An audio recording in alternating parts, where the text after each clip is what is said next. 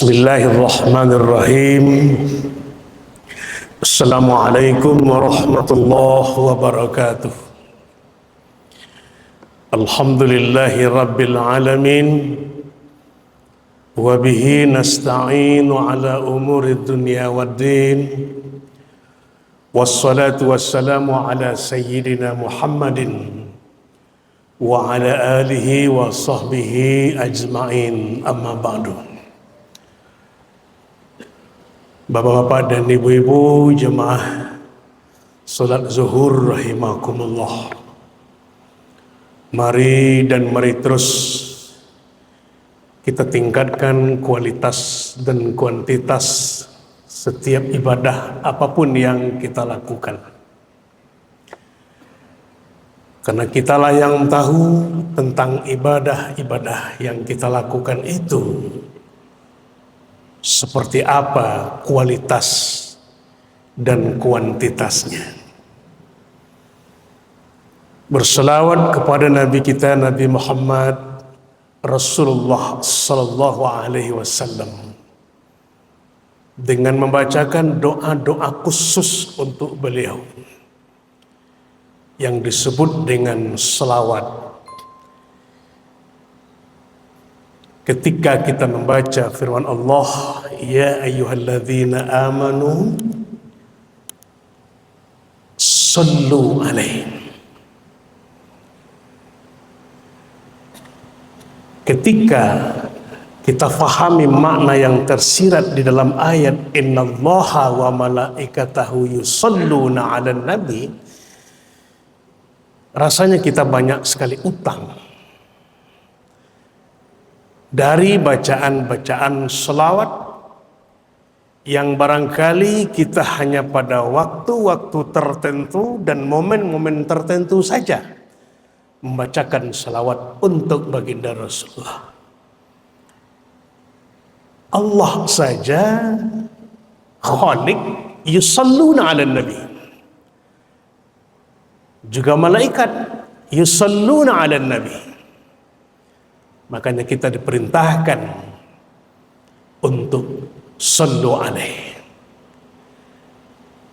Nah, ini adalah kalimat ayat-ayat Allah yang selalu memotivasi kita untuk selalu membaca selawat untuk baginda Rasulullah Sallallahu Alaihi Wasallam.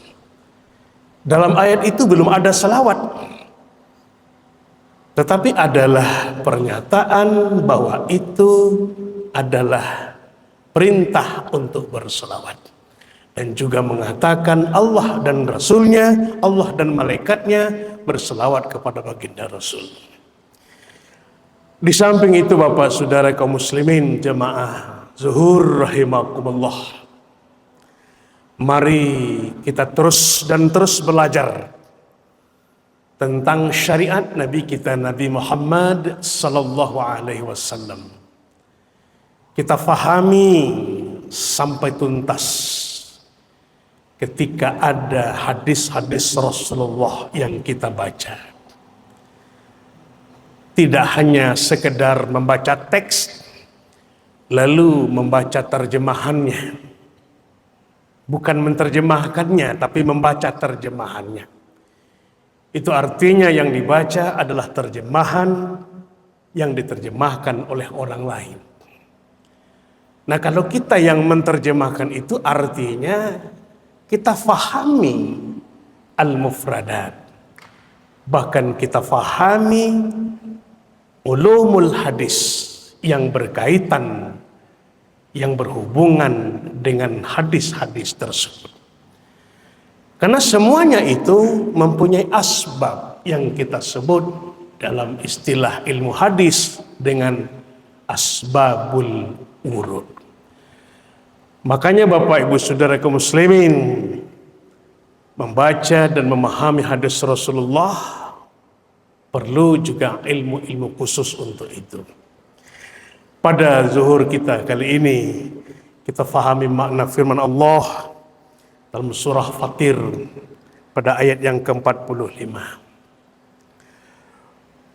Walau yu'akhidullah walau yu'akhidullahu an-nas bima kasabu ma taraka ala zahriha min dabbah walakin yuakhiruhum ila ajalin musamma fa idza jaa ajaluhum fa innallaha kana bi'ibadihi basira. Ayat ini Bapak Ibu Saudara kaum muslimin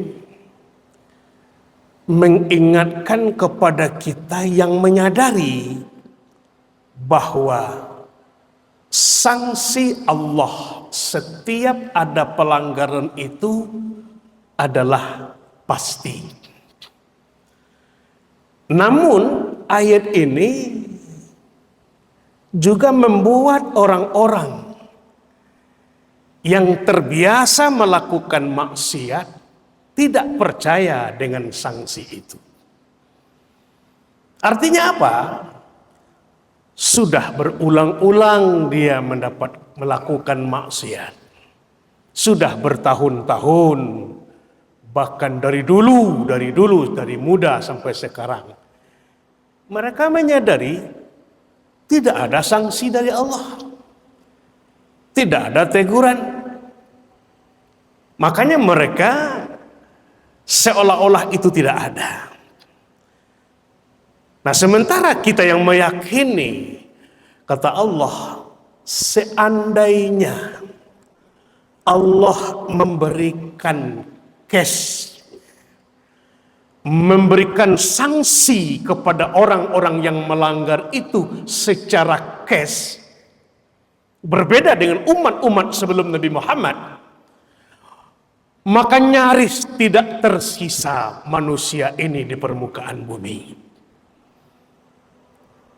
Hampir tidak tersisa.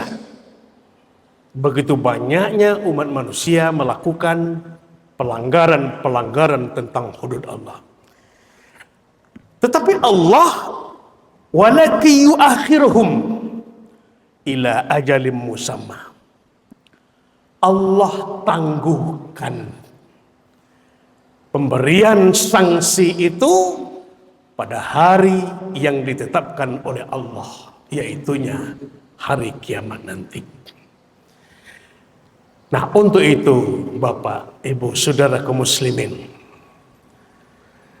pada ayat ini kita juga berpikir lebih jauh ke depan. Namun orang-orang yang sebahagian kita lihat juga ada yang diberikan sanksi oleh Allah.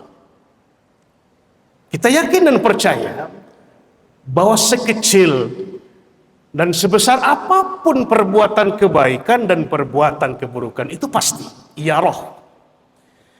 Tetapi sanksi yang diberikan Allah di dunia, sanksi yang diberikan Allah kepada orang-orang yang melakukan maksiat di dunia ini tentu tidak diberikan secara cash sebagaimana digambarkan Allah, dan juga tentu diberikan bahagian-bahagian, cabang-cabang yang barangkali banyak orang yang tidak menyadari. Artinya apa? Seseorang, katakanlah seorang ayah yang melanggar dalam bentuk usahanya. Beliau seorang pedagang. Si ayah itu melakukan usaha perdagangan, kadang-kadang melakukan usaha perdagangan yang tidak dibolehkan dalam agama. Nah, itu pelanggaran. Si ayah dalam keluarganya tidak melihat sanksi karena dia sudah melanggar. Tetapi mungkin Allah memberikan kepada cabang-cabang daripada ayah. Mungkin Allah berikan melalui anak-anaknya. Pemberian sanksi itu kepada anak-anak mungkin dalam bentuk begini, mungkin dalam bentuk begitu. Nah, orang-orang yang menyadari bahwa semua itu adalah sanksi Allah, dia akan sadar. Dia akan sadar bahwa itu adalah dari Allah. Jangankan seperti itu, berjalan kaki saja dia dari rumah ke warung, kakinya kena batu, kakinya kena kayu, kena paku, tersadung. Dia astagfirullahaladzim, apa dosa saya, apa kesalahan saya. Nah, begitu orang yang menyadari. Nah, untuk itu Bapak Saudara kaum muslimin, marilah kita sama-sama kembali. Apapun dan siapapun kita, profesi kita seperti apapun, yang jelas ketika hududullah dan hududur Rasul sudah dilampaui, sudah dilangkahi, maka sanksi-sanksi Allah itu pasti akan diberikan. Ada kalanya mungkin dalam bentuk cash, mungkin dalam bentuk kredit, dan mungkin saja Allah berikan nanti di akhir, ditangguhkan lebih dulu. Karena itu semuanya hak petonya Allah Subhanahu wa Ta'ala. Nah, inilah Bapak, beriman kepada Allah, beriman kepada Al-Quran, tidak hanya sebatas membaca ayat, tapi membaca makna yang tersirat di dalam apa yang tersurat pada ayat-ayat itu. Terakhir, mari kita tingkatkan kepedulian kita terhadap orang-orang yang di bawah tanggung jawab kita. Karena tupoksi kita akan kita serahkan LPJ-nya kepada Allah Subhanahu wa Ta'ala. Semua tugas pokok, semua fungsi kita, ketika tidak kita lakukan sesuai hudud, maka juga kita akan pasti menerima akibat daripada semua itu. Laha ma kasabat wa 'alaiha maktasabat. Fa'tabiru ya ulil absar. Assalamualaikum warahmatullahi wabarakatuh.